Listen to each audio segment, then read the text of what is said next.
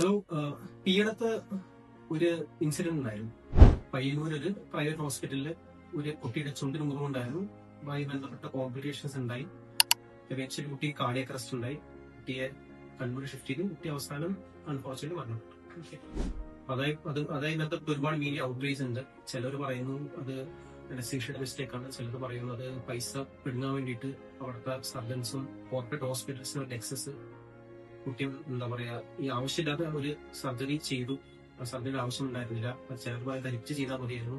അങ്ങനെ ഒരുപാട് ഇങ്ങനത്തെ കാര്യങ്ങൾ ഇങ്ങനെ മീഡിയയിൽ സബ്മിറ്റ് ചെയ്യുന്നുണ്ട്. അപ്പൊ ഞാനൊരു പ്ലാസ്റ്റിക് സർജനാണ്. അപ്പോൾ എനിക്കും അതുപോലത്തെ പല കേസുകളോട് വരുന്നുണ്ട്. കുറെ കുഞ്ഞുങ്ങൾ ഇതുപോലെ വരുന്നുണ്ട്. അപ്പൊ ഇങ്ങനത്തെ ഒരുപാട് ഈ മിസ്കൺസെപ്ഷൻസും മിത്സും ഇങ്ങനെ നമ്മൾ കേൾക്കുമ്പോൾ നമുക്കും അതിനെപ്പറ്റി ഒരു ചെറിയ വിഷമമാണ്. കാരണം കുറെ തെറ്റിദ്ധാരണകളുണ്ട്. നടന്ന സംഭവം അത് വളരെ അൺഫോർച്ചുനേറ്റ് ആണ്. അപ്പൊ അത് എന്തുകൊണ്ടാണ് സ്റ്റിച്ച് ചെയ്യാൻ പറഞ്ഞത് അതിനെ പറ്റിയാണ് ഞാൻ പറയാൻ പോകുന്നത്. ഓക്കെ. അപ്പൊ ഒരു പീഡിയാട്രിക് കേസ്, ഒരു കുട്ടി ഒരു മുറിവായിട്ട് വരുമ്പോൾ പലപ്പോഴും പാരന്റ്സിന് ഒരു കൺസേൺ സ്കാറാണ്. അതായത് ഇങ്ങനത്തെ പാടായിരിക്കും. അപ്പൊ പലപ്പോഴും അവർ എമർജൻസി ഡിപ്പാർട്ട്മെന്റിലേക്ക് പോകുമ്പോൾ എമർജൻസിയുള്ള അവിടുത്തെ ഡോക്ടേഴ്സ് അവർക്ക് ഓപ്ഷൻ കൊടുക്കും.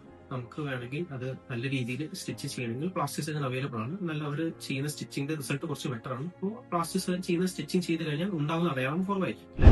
അങ്ങനത്തെ ഒരു ഓപ്ഷൻ അവർ കൊടുക്കും. അപ്പോ അത് കുറെ പാരന്റ്സ് ഓപ്റ്റ് ചെയ്യും അല്ലെ. അപ്പൊ അത് വേറൊരു വിഷയമുണ്ട്. അപ്പൊ നമ്മുടെ ദേഹത്ത് മുഖത്ത് എന്ത് മുറിവുണ്ടായാലും നമ്മൾ ആ മുറിവ് ഫുൾ തിക്നെസ്, അതായത് നിങ്ങളുടെ സ്കിന്ന് കംപ്ലീറ്റ് പൊട്ടിയിട്ടുണ്ടെങ്കിൽ അത് നമ്മൾ ഡ്രസ്സിങ് മാത്രം ചെയ്താലും ആ മുറിവ് ഉണങ്ങി പോകും.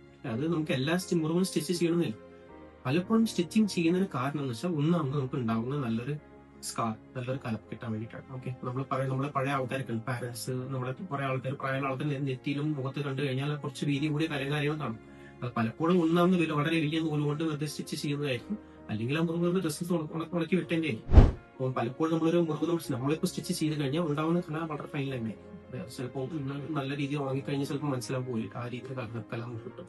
പിന്നെ പലപ്പോഴും വലിയ മുറിവൊക്കെ ഉണ്ടാകുമ്പോൾ ആ മുറിവിടെ നമ്മൾ രണ്ട് സ്കിന്ന് നമ്മൾ പ്രോപ്പറായി കൂട്ടി തുന്നിയില്ലെങ്കിൽ, ചുണ്ടിന്റെ ഭാഗത്ത് കണ്ണിന് പ്രോപ്പർ തുന്നിയില്ലെങ്കിൽ അതുകൊണ്ടൊരു ഫങ്ഷണൽ പ്രോബ്ലം ഉണ്ടാകും. പിന്നെ ഒരു വളരെ ഓബ്വിയസ് ആയിട്ട് ഡിഫോർമിറ്റി ഉണ്ടാകും. ഓക്കെ. ഇക്കാരണം മൂലം നമ്മളൊരു മുഖത്ത് മുറിവ് ഉണ്ടായി കഴിഞ്ഞു കഴിഞ്ഞാൽ നമ്മൾ മോഡേൺ ചികിത്സ അങ്ങനെ നമ്മൾ സ്റ്റിച്ച് ചെയ്യാൻ പറയും. ഓക്കെ. വളരെ ചെറിയ നിസ്സാര മുറിവ് മാത്രം നമ്മൾ പിന്നെ വെറുതെ ഡ്രസ്സ് നോക്കാൻ വേണ്ടി പറയും. ഇനി കുട്ടികളുടെ പ്രോബ്ലം എന്താ? ഒരു കുട്ടിയും വെറുതെ അടങ്ങിക്കിടക്കില്ല അല്ലെ. അപ്പോൾ നമ്മളൊരു കുറച്ചൊരു 7-8 വയസ്സ് പ്രായമുള്ള കുട്ടികളൊക്കെ നമ്മൾ ചിലപ്പോൾ പറഞ്ഞു കഴിഞ്ഞാൽ നമുക്ക് പറഞ്ഞ് മനസ്സിലാക്കി കഴിഞ്ഞാൽ അവർ അടങ്ങിക്കിടക്കും, സ്റ്റിച്ച് ചെയ്യാൻ പറ്റും.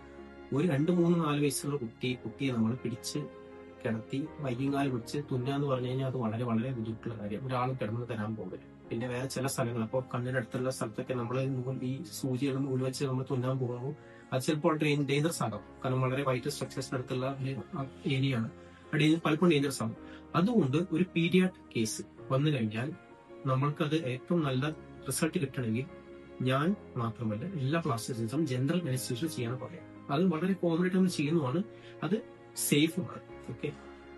നേരം മറിച്ചൊരു അഡൾട്ട് പേഷ്യന്റ് ആണ് നമ്മൾ തരിപ്പിച്ചാലേ ചെയ്യാം. പക്ഷെ കുട്ടികൾ ആ കിടക്കാത്തത് കൊണ്ട് മാത്രമാണ് നമ്മൾ ഇങ്ങനത്തെ മുറിവ് നമ്മൾ അനസ്തീഷ്യ ചെയ്യാൻ പറയുന്നത്.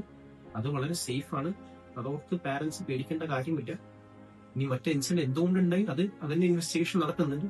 ഇൻവെസ്റ്റിഗേഷന്റെ അതിന്റെ ഫൈനൽ അത് വരട്ടെ. അതിനുശേഷം